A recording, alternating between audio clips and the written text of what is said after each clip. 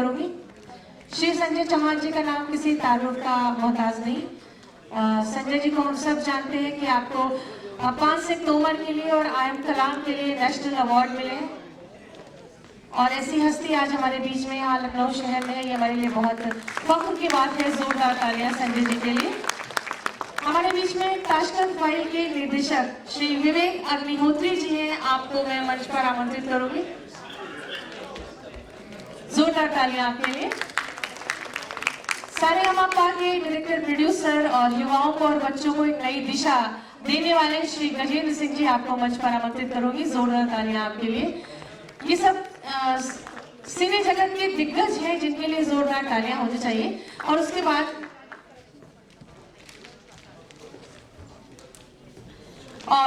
बाद हमारे बीच में जाने माने फिल्म अभिनेता श्री राजा बुंदेला जी हैं।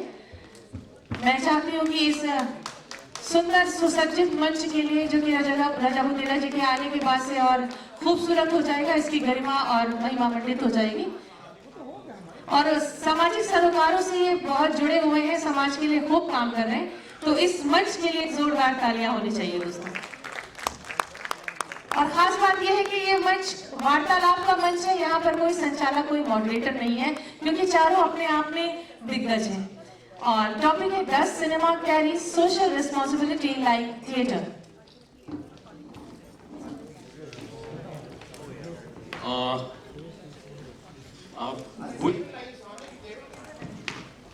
आ जाएगी। मुझे लास्ट फोन में बताया गया कि मुझे बोलना नहीं है, मुझे सुनना है और इन लोगों से कहलवाना है। सो मैं मॉडरेटर की भूमिका थोड़ी सी निभाऊंगा।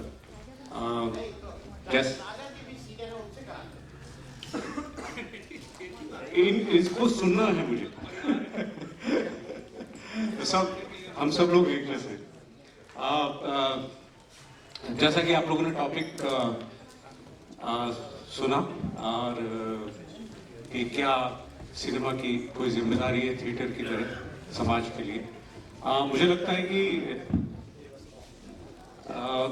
ये जो है सिनेमा जो है वो गरीब की लुगाई गांव की भोजाई टाइप का हो गया है, क्योंकि हर चीज की जिम्मेदारी सिनेमा पे ही दे दी जाती है और किसी पे नहीं होती। मतलब कुछ भी हो जाए वो सिनेमा को ही करना है, अच्छा बुरा जैसा भी हो। ये माना जाता है कि समाज में जो भी गड़बड़ हो रही है वो सिनेमा की वजह से हो रही है। अगर ऐसा हुआ होता तो अगर आपने पुरानी फिल्में देखी हैं और जो भी फिल्में आप देख रहे हैं उनमें एक हीरो होता है, एक हीरोइन होती है, एक विलन होता है, और कन्वेंशनल रूप में होता ये था कि हीरो की जीत होती है, विलन की हार होती है। तो राम की जीत होती है, रावण की हार होती है। तो उस हिसाब से हम सबको राम हो जाना चाहिए था, हो नहीं पाए। तो कहीं ना कहीं कुछ ना कुछ तो गड़बड़ है। आप हमारे साथ में सारे ये दिग्गज लोग मौजूद हैं। मैं इन लोगों को बहुत प्यार करता हूँ, बहुत इज्जत करता हूँ और मैं सुनना चाहूँगा इनको। और सबसे पहले मैं गजेंद्र से बात शुरू करूँगा, क्योंकि इसलिए क्योंकि 2019 फाइनेंशियल ईयर को अगर आप देखें तो हिंदुस्तान में 20 करोड़ सिनेमा टीवी सेट्स हैं, और अगर एक घर में हम 3 भी लोग मान लें, जो बहुत ही गड़बड़ है, क्योंकि हम लोगों का पास टाइम कुछ और है। हम लोग पैदा करने में बहुत विश्वास करते हैं, लेकिन 3 भी मान लें तो 60 करोड़ लोग टीवी देखते हैं। सो उनके ऊपर जो इम्पैक्ट होता है वो सिनेमा से कहीं कहीं ज्यादा है। तो मैं गजेंद्र आपसे जानना चाहूँगा कि क्या ऐसी चीज़ें टीवी के माध्यम से आपने करने की कोशिश की, या ऐसी चीज़ें हो रही हैं? जैसे कि अभी पिछले साल भी कुछ सीरियल बहुत अलग किस्म के आए। मैं 2 सीरियल का ही नाम लूँगा जो मेरे दोस्त जवा हबीब ने किए थे, जो उसका नाम आया था इशारों इशारों में और निमकी मुखिया। सो एक नए किस्म की कहानी कहने की कोशिश की जा रही है जो आम आदमी से करीब हो। वरना टीवी सीरियल अधिकतर ऐसे होते थे कि उसके हिसाब से लगता था कि हर सास कल मर जाएगी, ननद हो जाएगी, कुछ ना कुछ हो ही जाएगा, जहर वहर दे दिया जाएगा। लेकिन अभी थोड़ा सा चेंज हो रहा है। सो मैं आपसे सबसे पहले शुरू करूँगा। थैंक यू सो मच इतने बड़े सम्मान के लिए, यहाँ बुलाने के लिए, और हमारे बीच में इतने दिग्गज लोग बैठे हुए हैं। मुझसे बोलने का मुझसे कहा गया तो मतलब एक और जिम्मेदारी बढ़ जाती है क्या हो रहा है, लेकिन टेलीविज़न, थिएटर, सिनेमा अपने आप में मुझे लगता है कि तीनों का एक बहुमूल्य रोल है और तीनों ने बखूबी अपना अंजाम दिया है। समय समय पे थिएटर ने जो समाज की जो बुराइयां थी, समाज की अच्छाइयां था, उसको सामने लेकर के आई है और बहुत भव्य तरीके से उसको मतलब निखारा गया, दिखाया गया। उसी तरह से सिनेमा ने मतलब सिनेमा तो बहुत चर्चित है और मुझे लगता है कि सिनेमा ने जिस तरह से मतलब भारतवर्ष को हर सांस्कृतिक फिल्म में कह लीजिए, कल्चर फिल्म में कह लीजिए, पॉलिटिक्स में कह लीजिए, एक राह दिखाई हम सब के लिए, वो एक मतलब हम सब के लिए बहुत सुंदर और एक बहुत अविस्मरणीय है जिसको हम कोई भुला नहीं सकते। बाकी चीज़ों से मतलब हम तुलना करते हैं सिनेमा से कि सिनेमा हमारे लिए एक हर बच्चों के लिए, हर समाज के लिए बन जाता है कि नहीं सिनेमा में ये होता है, सिनेमा में ये होता है, सिनेमा ऐसे देखा जाता है, तो उसको हम फॉलो करते हैं और उसको हम जीने की कोशिश करते हैं। तो सिनेमा की जिम्मेदारी और बढ़ जाती है कि हम उसको कैसे दिखाएं। रह गई बात टेलीविजन की, तो मुझे लगता है कि टेलीविजन का जो दूरदर्शन का पीरियड था, इसमें अपने तमस, इसमें अपने रामायण, इसमें अपनी बुनियाद जैसी मतलब एक ऐसी महत्वाकांक्षी, एक ऐसा मतलब भविष्य देखा, एक ऐसा हिंदुस्तान का दर्शन देखा है कि जिसको हम भुलाया नहीं जा सकते। उसके बाद आता है जी टीवी। जी टीवी ने भी मतलब मुझे लगता है कि एक अलग क्रिएट किया। अगर मैं बात करूँ गेम शो की, तो अंताक्षरी हमने शुरुआत की थी, अनिल कपूर, रेणुका शहानी, पल्लवी जोशी जी, दुर्गा जसराज, इन सब ने मिलकर के पूरे वर्ल्ड को प्लेटफॉर्म पे ला दिया था। संगीत होता था, नृत्य होता था, सब कुछ होता था, लेकिन कुछ कुछ बातें बिगिनिंग में, कुछ कुछ बातें एंड में ये लोग ऐसे कह जाते थे जो सबके लिए मतलब ऐसा बन जाता था, कहीं नहीं इसको दिमाग में बैठा लेते थे, ऐसा है, इसको फॉलो करना है, इसको जीना है, इसको समझना है।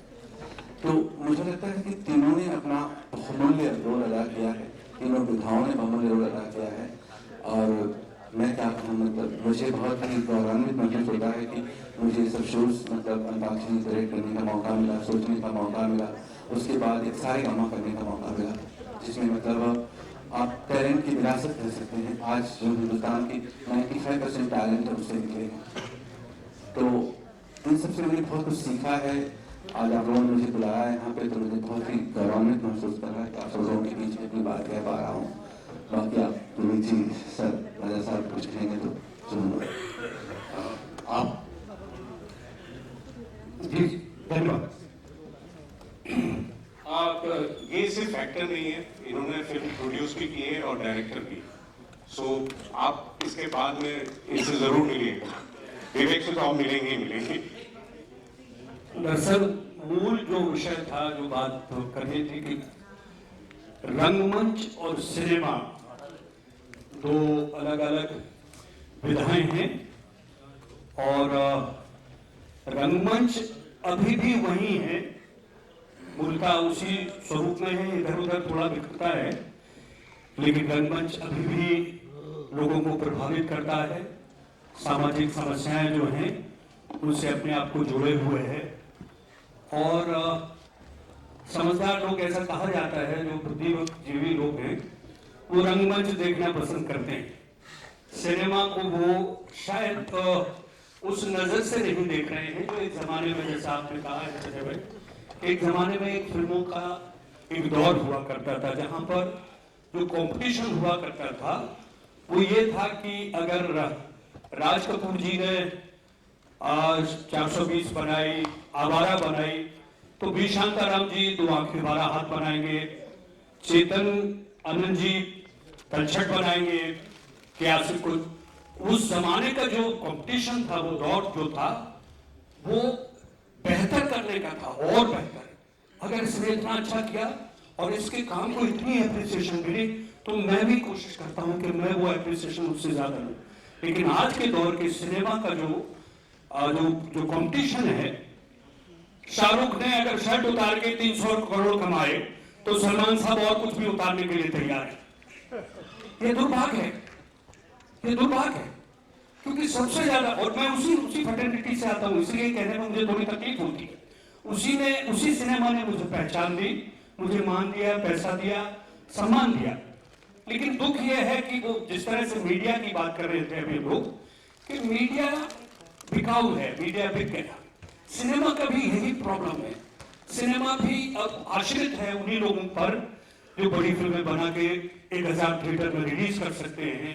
उनको ज्यादातर 3 दिन के अंदर शुक्रवार, शनिवार, इतवार तक जितने लोगों को अंदर ला सकते हैं।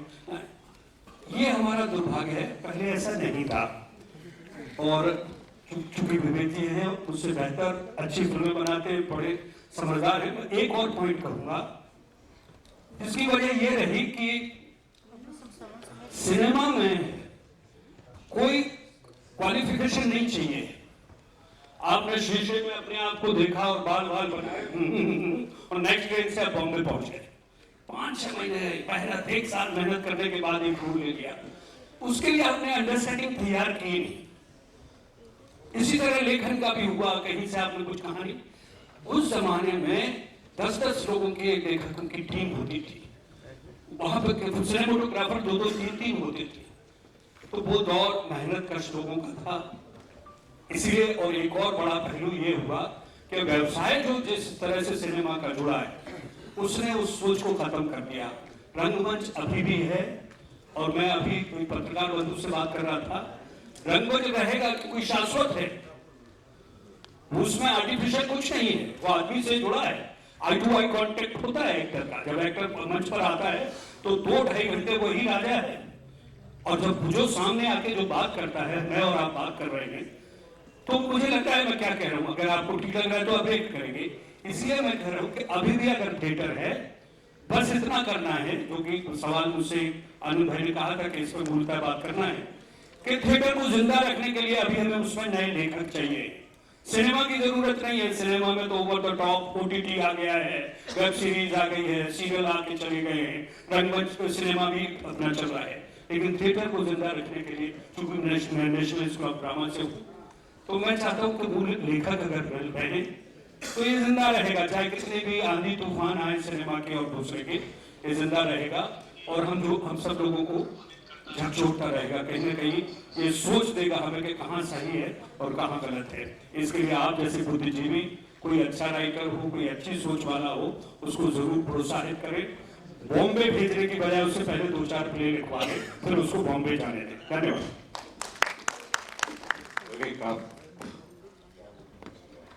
इसी टॉपिक पे आपको क्या लगता है, क्या बहुत आपको पूरा मन चाहती है? देखिए, मैं आजकल हर चीज टीवी डिबेट हो गई है, तो हर कोई किसी और को गाली देता है, कहता है इसके लिए वो जिम्मेदार है, और मैं तो देखिए मॉरली कितना स्ट्रांग हूँ, तो मैं उसमें पढ़ूंगा नहीं। मैं टीवी देखता भी नहीं और जाना भी बंद कर दिया है। बहुत अच्छा किया। और मैं भी बैठा था, एकदम से मैंने देखा रोशनी तेज हो गई, मैंने कहा रोशनी बंद तो मैं जले नहीं। मैंने देखा मकरंद पुरांजपे जी आए, तो विवेकानंद पे ने बहुत अच्छी किताब लिखी है अभी, इसीलिए शायद रोशनी तेज हो गई। स्वामी विवेकानंद ने शायद बोला था कि मुझे 100 कमिटेड यंग लोग दो, तो मैं भारत की तकलीफ बना दूंगा। अनफॉर्चुनेटली उनको भी नहीं मिले, कई लोगों ने कोशिश की, मिलते नहीं है, समस्या है।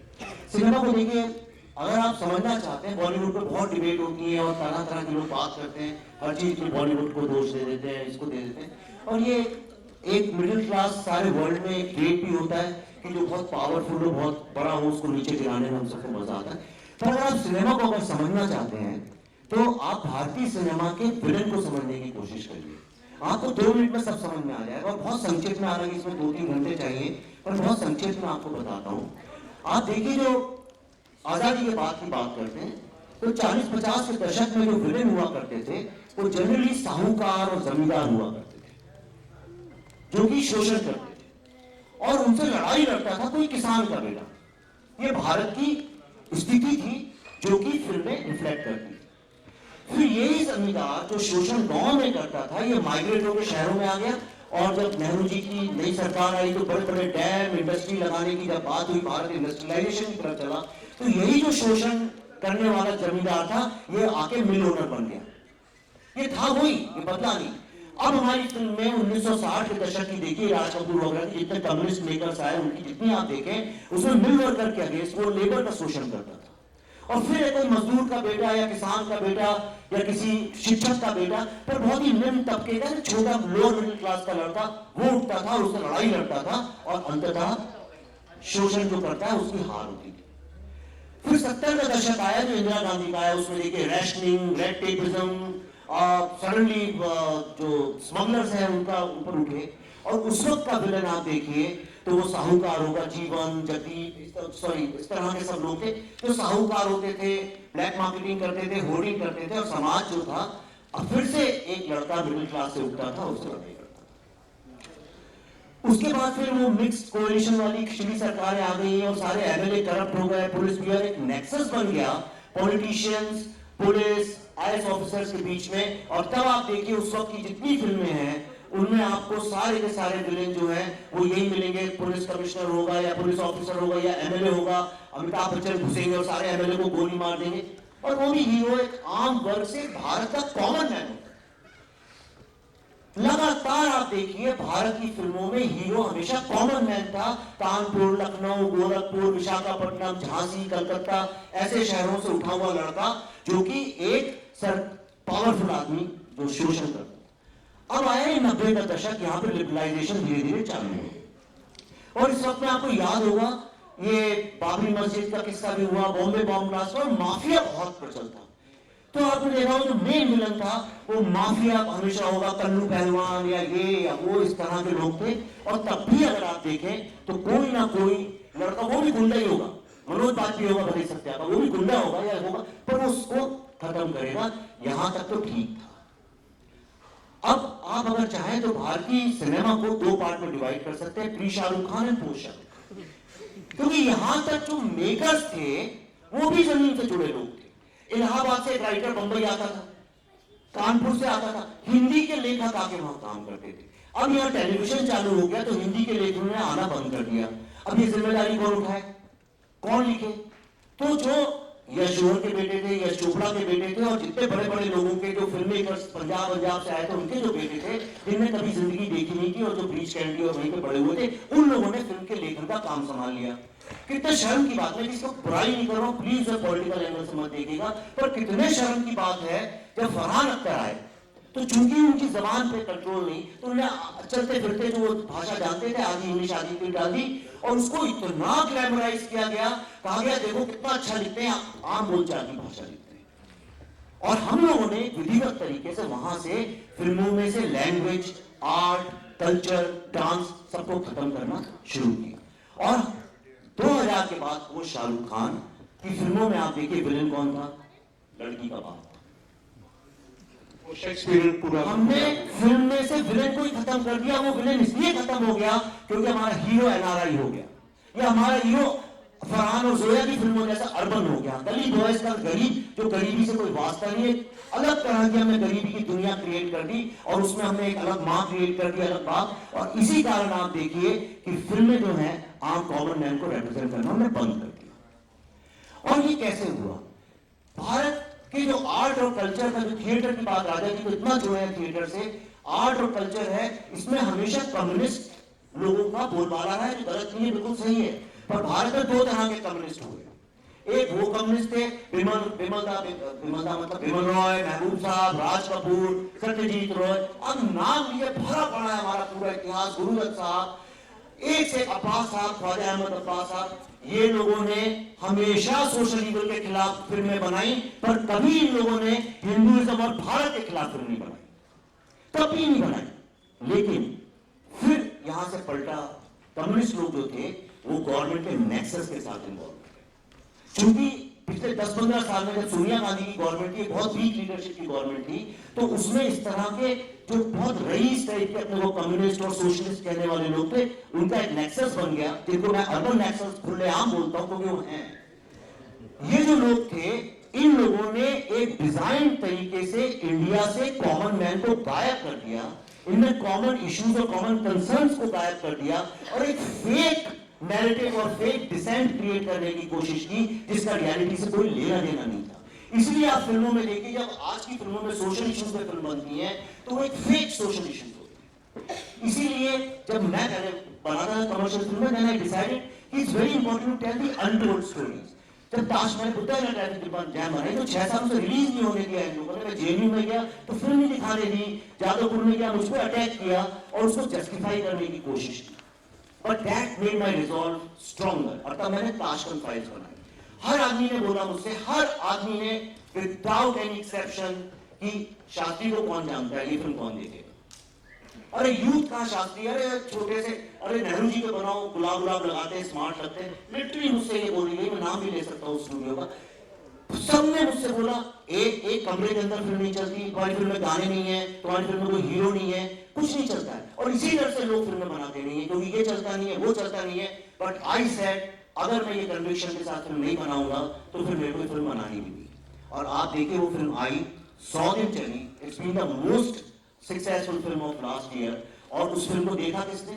उसी यूथ ने जो लोग कहते थे देखना नहीं चाहिए। ये जो यूथ को लेके गलत फहमी है, ये यूथ को लेके जो गलत फहमी है बंबई में कि यूथ रैप सुनना चाहता है, यूथ जो है कूल है, पोलो की शर्ट पहनता है और सिगरेट पीकर अजीब तरह की बातें करता है, वो इंडिया में यूथ है ही नहीं।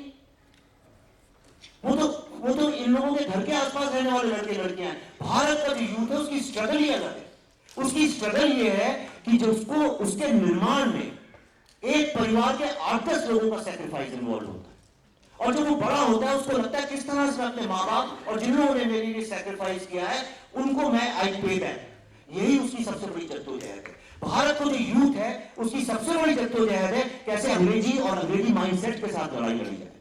भारत के यूथ के 10-15 साल तो अंग्रेजी भाषा से ही लड़ते हुए निकल जाते हैं। मैं 25-30 साल का हो गया तो मुझे अंग्रेजी नहीं आती थी। दिल्ली में इतनी हीन भावना से ग्रसित कर दिया जाता था। भारत का यूथ का प्रॉब्लम है उसकी एनर्जी को कोई चैनलाइज नहीं करता है। भारत के यूथ का प्रॉब्लम है उसको कोई हिस्ट्री नहीं बताता है। भारत के यूथ का ये प्रॉब्लम है जब वो कहता है I am proud of India तो उसको हीन भावना दी जाती है। भारत के यूथ की स्ट्रगल अलग है। तो फिल्मों नहीं, आप बहुत ही इम्पोर्टेंट पॉइंट उठाया है। मैं थोड़ा सा ऐड इसमें करना चाहूँगा क्योंकि जो डिसीजन मेकिंग है, जो विवेक ने झेली जिन स्टूडियो का वो नाम भी लेना चाह रहे हैं, वहाँ पे जो डिसीजन मेकर्स हैं वो अधिकतर अंग्रेजी कहाँ है, अंग्रेजी स्कूल या बाहर से पढ़े बड़े लोग हैं, वो एग्जीक्यूटिव प्रोड्यूसर्स हैं, टीवी में भी उसी तरह के लोग हैं। चंद्र प्रकाश द्विवेदी मेरे मित्र हैं, जब वो जी टीवी के हेड हुआ करते थे तो एक उनके पास में एक सीरियल का प्रपोजल आया था और वो उन्होंने रिजेक्ट कर दिया था उनकी टीपी ने। तो उसने बुलाया उस बच्ची को और उससे पूछा कि बेटा तुमने ये रिजेक्ट क्यों किया। तो उसने कहा कि सर ये फॉर्मेलिटी कंप्लीट नहीं की थी। तो उन्होंने कहा क्या फॉर्मेलिटी कंप्लीट नहीं की थी। तो उसने कहा कि वो डायरेक्टर का बायोडाटा नहीं दिया।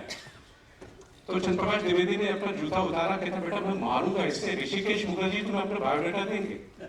वो ऋषिकेश मुखर्जी का प्रपोजल उस बच्ची को पता नहीं। मैं अपना एक्सपीरियंस बता रहा हूँ कि यूटीवी जो था वो पान सिंह तोमर फिल्म का प्रोड्यूसर था और मुझसे कहा गया कि बुंदेली नहीं चलेगी। उसमें पान सिंह तोमर बुंदेली भाषा बोल रहा, बुंदेली कौन समझेगा? कोई नहीं समझ पाएगा, यहाँ के यूथ नहीं समझ पाएंगे, ये मोड़ा मोड़ी वगैरह वगैरह नहीं चलेगा। मैंने कहा आप उन ग्रुप को बुलाइए, मैं उनको सुनाता हूँ पूरी स्क्रिप्ट। उन्होंने नहीं बुलाया, वो हो सकता वो नहीं था, वो उनका अपना रीजन रहा होगा। उसी अंदाज में चली और बहुत सारे यूथ जो है वो दिल्ली, बॉम्बे, इवन कैलकाटा और अलग जगह के, उनको मोड़ा मोड़ी सब समझ में आ गया। सो ऐसा नहीं है जो विवेक ने कहा कि मैं बनाऊंगा यार, वो कन्विक्शन चाहिए।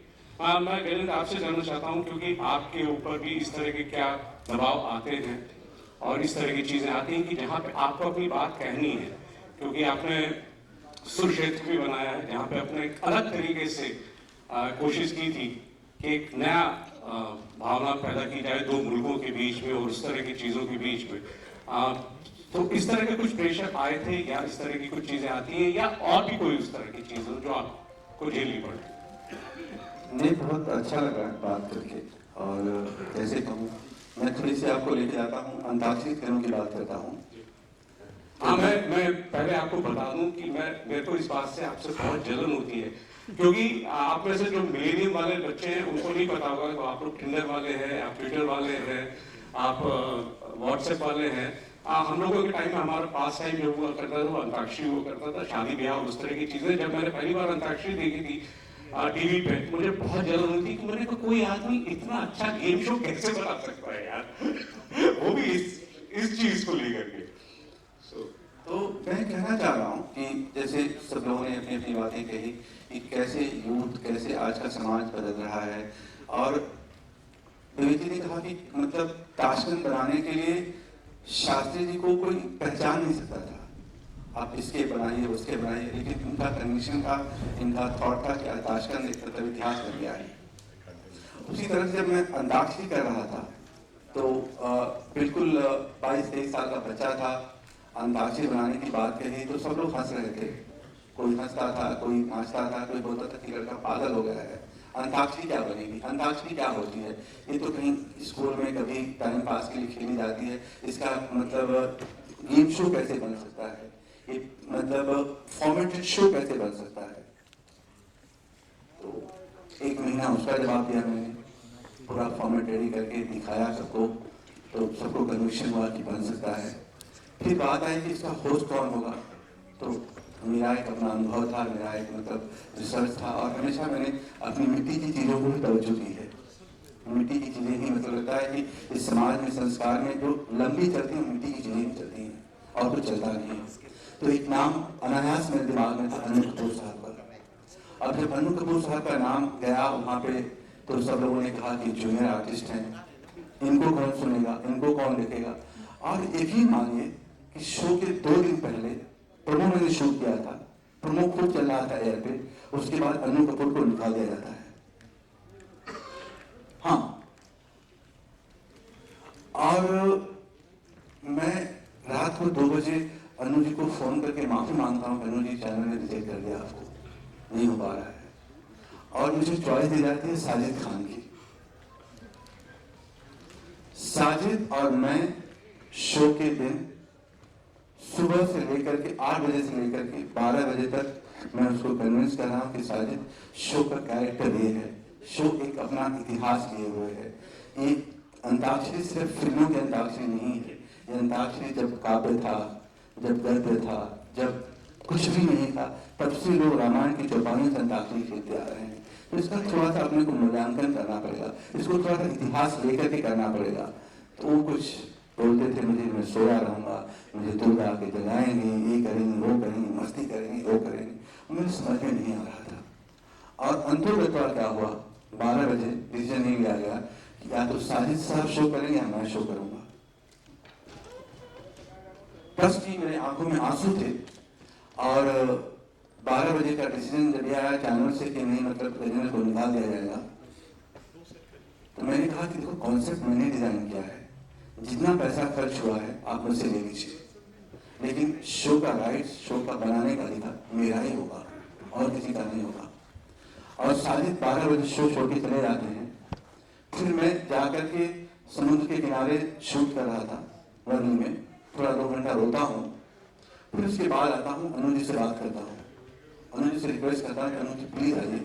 और अनु जी शायद आने वाले नहीं थे, शायद मेरी बातों को सुन करके, शायद मेरी आवाज सुन करके उनके दिल में थोड़ी सी रहम पैदा हुई और वो आकर के देखने लगे। और उसके बाद फिर हमने शो शूट किया, बहुत लंबी कहानी है, लेकिन वो शो हिंदुस्तान का, सैटेलाइट का एक ऐसा इतिहास है, एक ऐसा गौरव है जो कभी भुलाया नहीं जा सकता।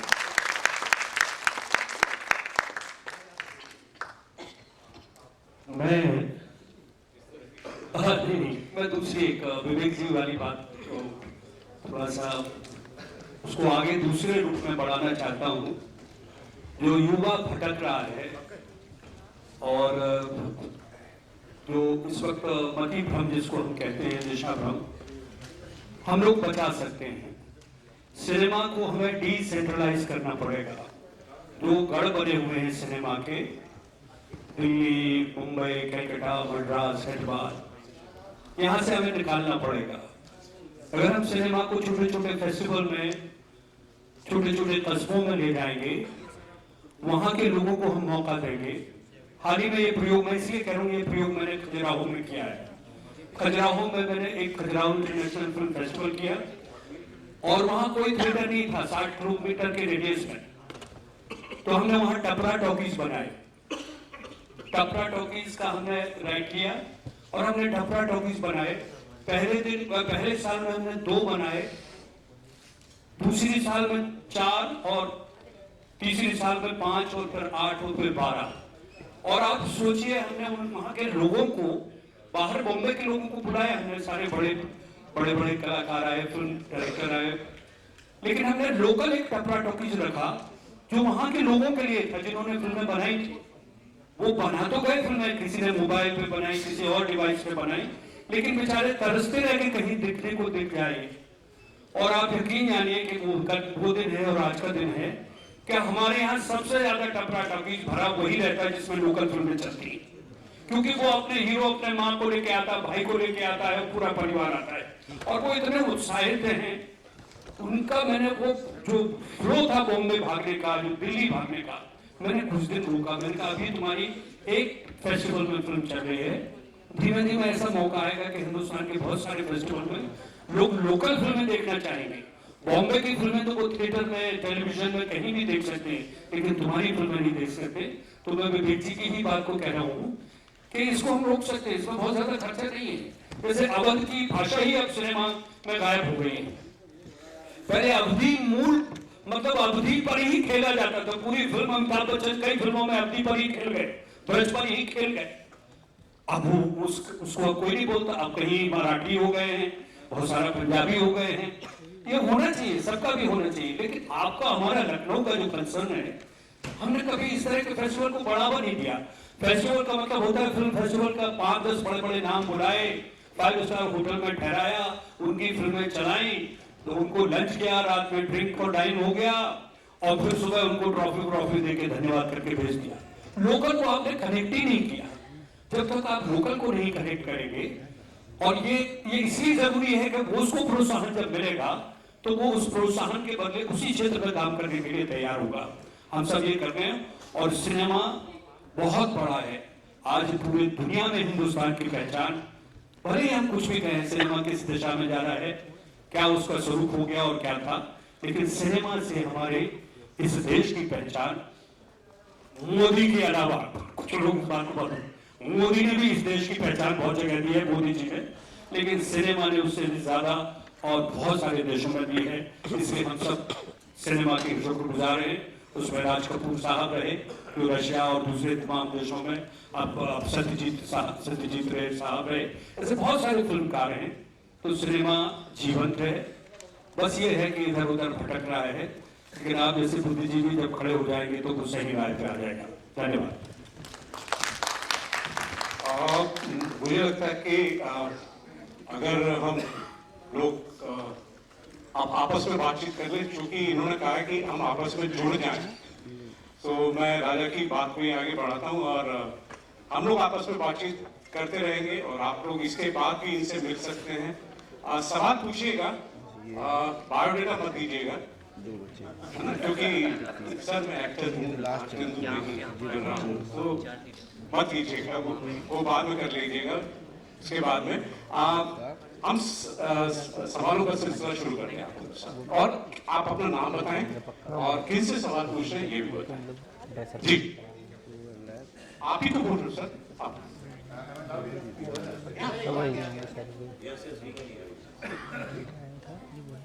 My name is Ujjwal और मैं बहुत थोड़ा डर के बोल रहा हूँ because being an NRI we are always categorized into something। कुछ बोलते हैं तो या तो भक्त हो जाते हैं या थोड़े कम भक्त हो जाते हैं।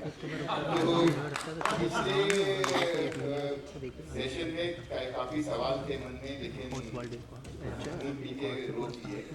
This was a lighter topic, lighter in the sense that we can talk about it, but then it has a... Can you ask your question, please? Yeah. My question is this, that we're talking of responsibility out here. Isn't it time that we understand that Bollywood cinema is entertainment? I have grown up seeing Sampurna Ramayan and Sholay at the same go, and nobody gave me any moral lectures out of it. Sat there, enjoyed, had the good part of the cinema, built some culture into it, myself after watching those movies. But we never had these kind of discussions. Shouldn't we just step back, realize that this is entertainment, take it as it goes, and that's it? Yeah.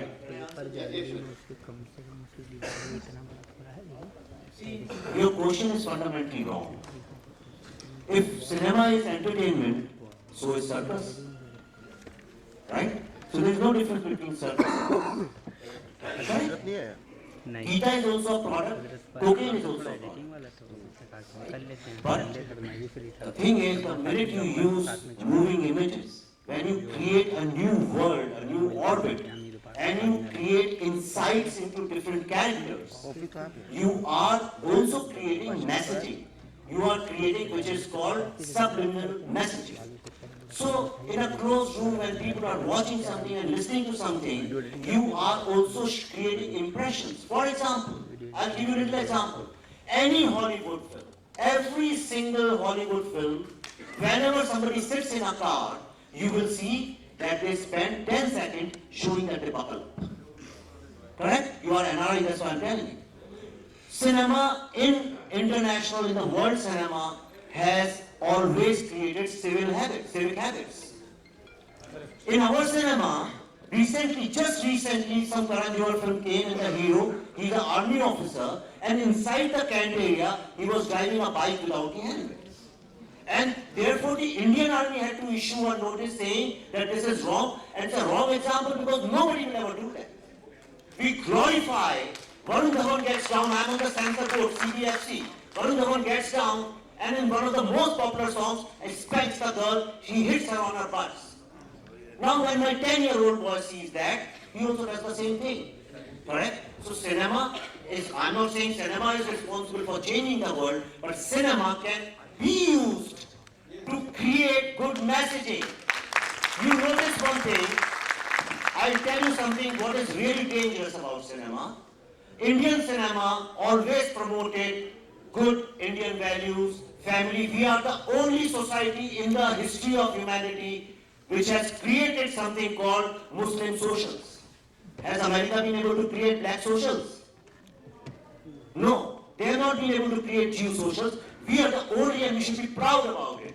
We are the only society which created family entertainers, which means your grandmother, you and your child and your grandchild can sit together and watch it without feeling embarrassed. Hollywood and no world cinema has been able to do it. But then came 90s and 2000s when all the mafia money and the Gulf money and all these things started coming, and now the political money started coming in, and the new generation people took it over. Since then, when was the last time you heard any bhajan or kirtan or Indian art or Indian classical dance or Indian classical music or any literature? Which film has been made on great literature? India has given birth to 4 religions. There is no other society in the world which has been able to do that. There is not even one movie on Buddha, not in Mahavir, not on Guru Nanak. There is not one movie we have made on Gandhi. And all these people, the so-called liberals and seculars, talk about Ambedkar and Constitution. And they rule Bollywood. Why don't they make one film on Ambedkar and Constitution? Why Vivek Agnihotri has to go and risk his life and make Kashmir Files? Because I realized that cinema can be used for correcting the narrative, for promoting culture, for promoting our art, because a society which cannot preserve its art and culture cannot preserve the soul of the society, because art is the soul of the society. I'm sorry, because this subject is very dear to me. Yeah. Any other one? Sir एक प्रश्न है हमारा राजा बुंदेला साहब से। हाँ? राजा बुंदेला साहब से एक जी, जी। प्रश्न है। हाँ जी। मैंने छत्तीसगढ़ में देखा है कि वहाँ हर गांव में एक स्टेज बनाया गया है और बाकायदा उस स्टेज पे टाइम पे परफॉर्मेंसेज होते रहते हैं। इस तरह से उन्होंने अपने फोक ट्रेडिशन को, फोक थिएटर को जीवित रखा है, लेकिन ये चीजें बाकी जगहों पे नहीं है, तो क्या इसके लिए प्रयास नहीं किया जाना चाहिए? और एक प्रश्न आपने सर थोड़ा जवाब दे ही दिया था, फिर से मैं कह दे रहा हूं कि क्या डी कंपनी या अंडरवर्ल्ड के पैसे या उनके इन्वॉल्वमेंट को हम एक बहुत बड़ा फैक्टर देखें कि pre underworld and post underworld involvement in cinema? Thank you.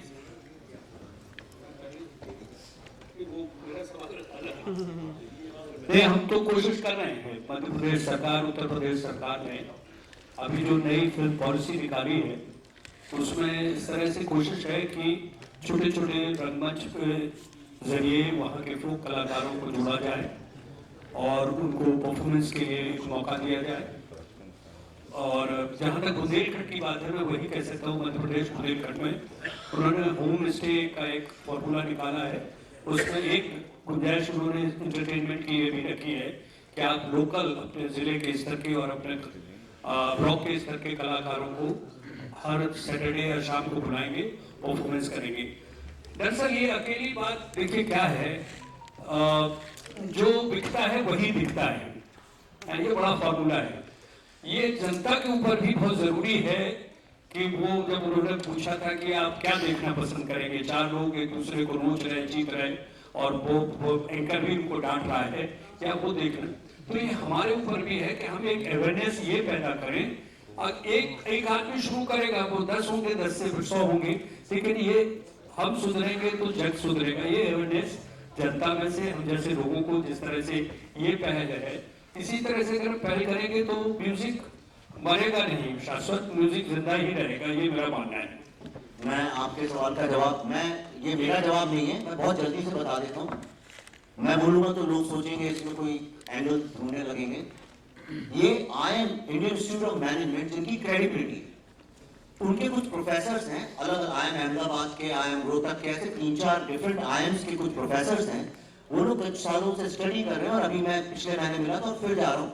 उनने एक बड़ा साइंटिफिक मॉडल तैयार किया है, और जब बाहर आएगा तो आपको बहुत आनंद आएगा उसको पढ़कर। और आपके सवाल का जवाब ये है, उनने ये देखा, उनने एक ट्रेंड देखा कि फिल्मों में किसको ग्लोरीफाई किया जाता है। ऐसी चीज जो आम धारणा ये है, ये गलत है। समझिए, आपको लगता है कि यूपी में लूटा कर दी होती है, गलत है।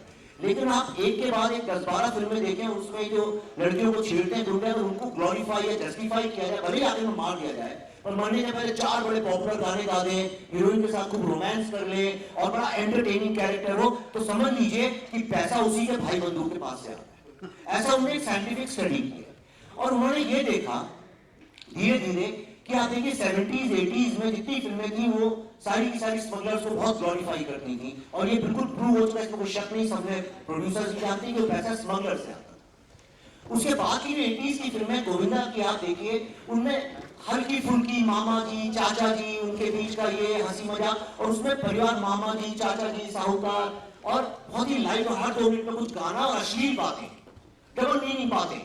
तो उन्होंने पता किया ये जो पैसा है ये कंस्ट्रक्टर्स, बिल्डर्स और डायमंड मर्चेंट से आता है, क्योंकि इन लोगों को शाम को वो बम्बई में नाइट क्लब होते हैं, वहां जाने की आदत है, और हल्के फुल्के गाने, और देखिए उन फिल्मों में सब उस तरह के गाने हुआ करते थे। उसके बाद एक सिलसिला चालू हुआ जिसमें कि माफिया के लोगों को बहुत ग्लोरीफाई किया गया, और इसके लिए बड़े से बड़े डायरेक्टर्स ने वो फिल्में बनाई है। उसके बाद एक, आपने बिल्कुल सही कहा, माफिया का पैसा काफी दिन तक आता रहा, उससे बहुत फिल्में बनी, लोग नई गाड़ी खरीदते थे तो उन्हें एक्सप्लोर किया जाता था। फिल्म इंडस्ट्री बहुत तकलीफ में, राकेश रोशन जी पे गोली चली, कितने लोगों पे गोली चली, क्योंकि जिन ने मना कर दिया उन लोगों पे गोलियां चली। आप पिछले कुछ सालों से देखिए, टेररिस्ट लोगों को जस्टिफाई किया जाता है, नक्सल लोगों को जस्टिफाई किया जाता है जो भारत के खिलाफ प्रॉक्सी वार कर रहे हैं। कई मूवीज आती हैं जिसमें बताया जाता है नक्सल तो बेचारे गरीबों के हमदर्द होते हैं, और ये गरीबों के हमदर्द रियलिटी में स्कूल उड़ाते हैं, औरतों को काट देते हैं, बच्चों को मार डालते हैं, रोडें तोड़ देते हैं, जवानों को मार देते हैं, लेकिन फिल्मों में उन्हें जस्टिफाई किया जाता है। अब मेरी एक इकलौती फिल्म है बॉलीवुड की हिस्ट्री में जिसने खुलेआम बोला कि प्रोफेसर लोग नक्सल लोगों को रिक्रूट करते हैं, तो मेरी फिल्म को उन्हें रिलीज तक नहीं करने दी। दूसरी चीज, कश्मीर में जितनी फिल्में बनी आप देखिए, उसमें आर्मी को धोया गया है और हमेशा टेररिस्ट लोगों को जस्टिफाई किया। हैदर एक फिल्म आई थी, मैं नाम लेके इसलिए कह रहा हूं, बहुत इंपॉर्टेंट इस बात को समझना। उसमें मार्टन टेम्पल, पूरे भारत में एकमात्र सन टेम्पल जो है सबसे बड़ा, जो वहां पे वो जो सब विष्णु पे सन टेम्पल में जाके उन्होंने एक गाना गाया, बिस्मिल्लाह बिस्मिल्लाह। मुझे बिल्कुल आपत्ति नहीं, बहुत अच्छी बात है, ऐसा होना चाहिए। हम लोगों को एक दूसरे के धार्मिक स्थानों में जाके एंटी थॉट करना चाहिए, वही तो सिनेमा का पर्पस है। पर क्या उसका उल्टा किसी ने कभी किया या कभी करेंगे? तीसरी बात, टेररिस्ट लोगों को मिसगाइडेड यूथ बताना, ये करना, और जो ये एक झूठ मूठ की जो डिसेंट क्रिएट की जाती है, ये जो प्रोफेशनल प्रोटेस्टर्स हैं जो शाहीन बाग में भी बैठे हैं, इन लोगों को जस्टिफाई करना। अब आप खुद अनुमान लगाइए ये पैसा कहां से आ रहा है। अभी रिसेंटली एक फिल्म आई जो कश्मीर के जेनोसाइड पर बनी है, और उस फिल्म में लिखा है थैंक्स टू मुफ्ती, मैडम मुफ्ती फारूक अब्दुल्ला, उमर अब्दुल्ला, मैं कश्मीर के लड़कों के साथ काम कर रहा हूं। कश्मीर के जितने मुस्लिम लड़के कहते हैं हमारी जितनी भी समस्याएं हैं उनकी जड़ ये 3 लोग हैं, और उनको जस्टिफाई किया गया है। अब आप अंदाज लगाइए पैसा कहां से आता है। आज की तारीख में बॉलीवुड में जो पैसा आता है वो इलीगल पॉलिटिकल पैसा है, जो अलग अलग तरह से रूट होके आता है, इसमें कोई शक नहीं। इससे पहले कि मैं आप लोगों को जितने हमारे स्पीकर्स हैं उनको सम्मानित कराऊं, मैं श्री कमलेश त्रिपाठी जी को मंच पर आमंत्रित करूंगी। आपकी बुक है मिराज, और इसके बारे में बताना चाहूंगी कि Mirage is a collection of 8 short stories by Kamlesh Tripathi ji. His bestseller Gloom Behind the Smile is archived in 7 libraries of the US including Harvard। तो इस बुक लॉन्च के लिए मैं सभी स्पीकर्स जितने हमारे मंचासीन हैं उनसे निवेदन करूंगी कि ये बुक लॉन्च करें।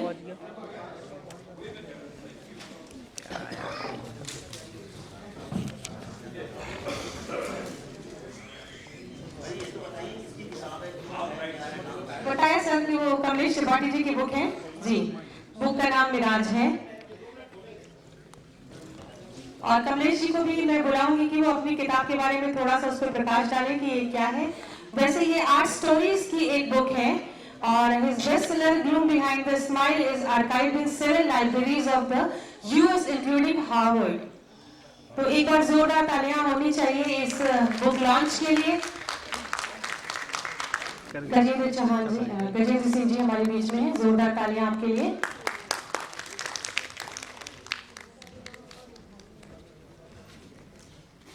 राजा बुद्धीरा जी,